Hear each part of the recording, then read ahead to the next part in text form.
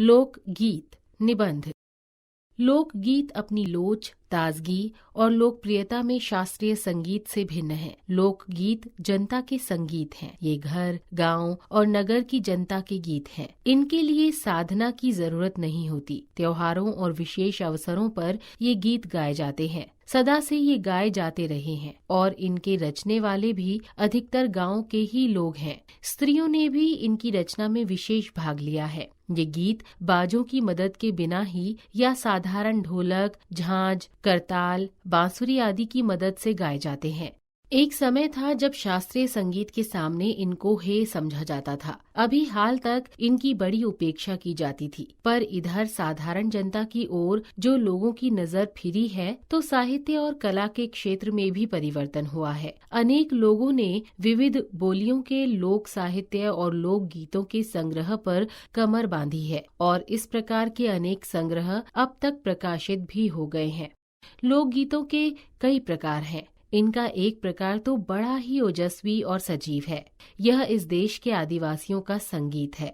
मध्य प्रदेश, दक्कन, छोटा नागपुर में गौड़ खान, ओरांव मुंडा, भील, सांथल आदि फैले हुए हैं, जिनमें आज भी जीवन नियमों की जकड़ में बंध न सका और निद्वर्द्व लहराता है। इनके गीत और नाच अधिकतर साथ साथ और बड़े बड़े दलों में गाए और नाचे जाते हैं। 20-20, 30-30 आदमियों और औरतों के दल एक साथ या एक दूसरे के जवाब में गाते हैं और दिशाएं गूंज उठती हैं। पहाड़ियों के अपने अपने गीत हैं। उनके अपने अपने भिन्न रूप होते हुए भी अशास्त्रीय होने के कारण उनमें अपनी एक समान भूमि है। गढ़वाल, किन्नौर, कांगड़ा आदि के अपने अपने गीत और उन्हें गाने की अपनी अपनी विधियां हैं। उनका अलग नाम ही पहाड़ी पड़ गया है। वास्तविक लोकगीत देश के गांवों और देहातों में है। इनका संबंध देहात की जनता से है। इनमें बड़ी जान होती है। चैता, कजरी, बारहमासा, सावन आदि मिर्जापुर, बनारस और उत्तर प्रदेश के पूर्वी और बिहार के पश्चिमी जिलों में गाए जाते हैं। बाउल और भतियाली बंगाल के लोकगीत हैं। पंजाब में माहिया आदि इसी प्रकार के हैं। हीर रांझा, सोहनी महिवाल संबंधी गीत पंजाबी में और ढोला मारू आदि के गीत राजस्थानी में बड़े चाव से गाए जाते हैं। इन देहाती गीतों के रचयिता कोरी कल्पना को इतना मान न देकर अपने गीतों के विषय रोजमर्रा के बहते जीवन से लेते हैं, जिससे वे सीधे मर्म को छू लेते हैं। उनके राग भी साधारणतः पीलू, सारंग, दुर्गा, सावन, सोरठ आदि हैं। कहरवा, बिहरा, धोबिया आदि देहात में बहुत गाए जाते हैं और बड़ी भीड़ आकर्षित करते हैं। इनकी भाषा के संबंध में कहा जा चुका है कि ये सभी लोकगीत गांवों और इलाकों की बोलियों में गाए जाते हैं। इसी कारण से बड़े आह्लादकर और आनंददायक होते हैं। राग तो इन गीतों के आकर्षक होते ही हैं। इनकी समझी जा सकने वाली भाषा भी इनकी सफलता का कारण है।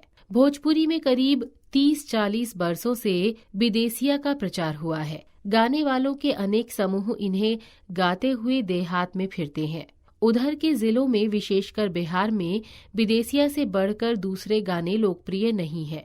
इन गीतों में अधिकतर रसिक प्रियों और प्रियाओं की बात रहती है। परदेसी प्रेमी और इनसे करुणा और विरह का रस बरसता है। जंगल की जातियों आदि के भी दल गीत होते हैं, जो अधिकतर बिहरा आदि में गाए जाते हैं। पुरुष एक ओर और स्त्रियां दूसरी ओर एक दूसरे के जवाब के रूप में दल बांधकर गाते हैं और दिशाएं गूंज उठती हैं। पर उधर कुछ समय से इस प्रकार के दलीय गायन का ह्रास हुआ है। एक दूसरे प्रकार के बड़े लोकप्रिय गाने आल्लाह के हैं। अधिकतर ये बुंदेलखंडी में गाए जाते हैं। आरंभ तो इनका चंदेल राजाओं के राजकवि जगनिक से माना जाता है, जिसने आल्लाह उदल की वीरता का अपने महाकाव्य में बखान किया। पर निश्चय ही उसके छंद को लेकर जनबोली में उसके विषय को दूसरे देहाती कवियों ने भी समय समय पर अपने गीतों में उतारा और ये गीत हमारे गांवों में आज भी बहुत प्रेम से गाए जाते हैं। इन्हें गाने वाले गांव-गांव ढोलक लिए गाते फिरते हैं। इसी की सीमा पर उन गीतों का भी स्थान है जिन्हें नट रस्सियों पर खेल करते हुए गाते हैं। अधिकतर ये गद्य पद्यात्मक हैं और इनके अपने बोल हैं। अनंत संख्या अपने देश में स्त्रियों के गीतों की है तो ये भी लोकगीत ही, पर अधिकतर इन्हें औरतें ही गाती हैं। इन्हें सिरजती भी अधिकतर वही हैं। वैसे मर्द रचने वालों या गाने वालों की भी कमी नहीं है, पर इन गीतों का संबंध विशेषतः स्त्रियों से है। इस दृष्टि से भारत इस दिशा में सभी देशों से भिन्न है, क्योंकि संसार के अन्य देशों में स्त्रियों के अपने गीत मर्दों या जनगीतों से अलग और भिन्न नहीं है, बल्कि मिले जुले ही हैं।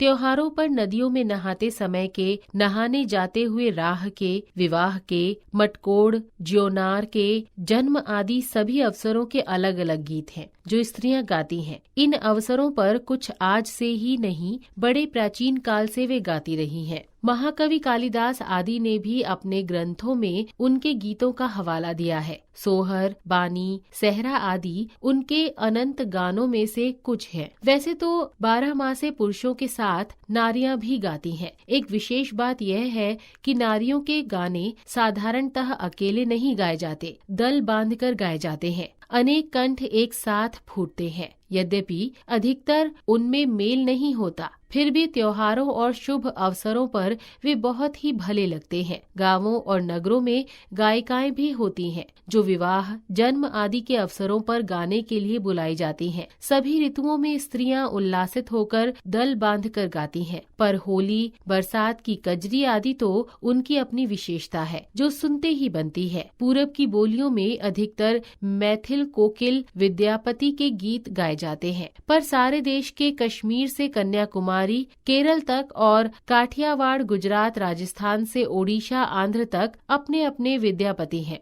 स्त्रियां ढोलक की मदद से गाती हैं। अधिकतर उनके गाने के साथ नाच का भी पुट होता है। गुजरात का एक प्रकार का दलीय गायन गरबा है, जिसे विशेष विधि से घेरे में घूम घूम कर औरतें गाती हैं। साथ ही लड़कियां भी बजाती जाती हैं जो बाजे का काम करती हैं। इसमें नाच और गाना साथ साथ चलते हैं। वस्तुतः यह नाच ही है। सभी प्रांतों में यह लोकप्रिय हो चला है। इसी प्रकार होली के अवसर पर ब्रिज में रसिया चलता है, जिसे दल के दल में लोग गाते हैं, स्त्रियां विशेष तौर पर। गाँव के गीतों में वास्तव में अनंत प्रकार हैं। जीवन जहाँ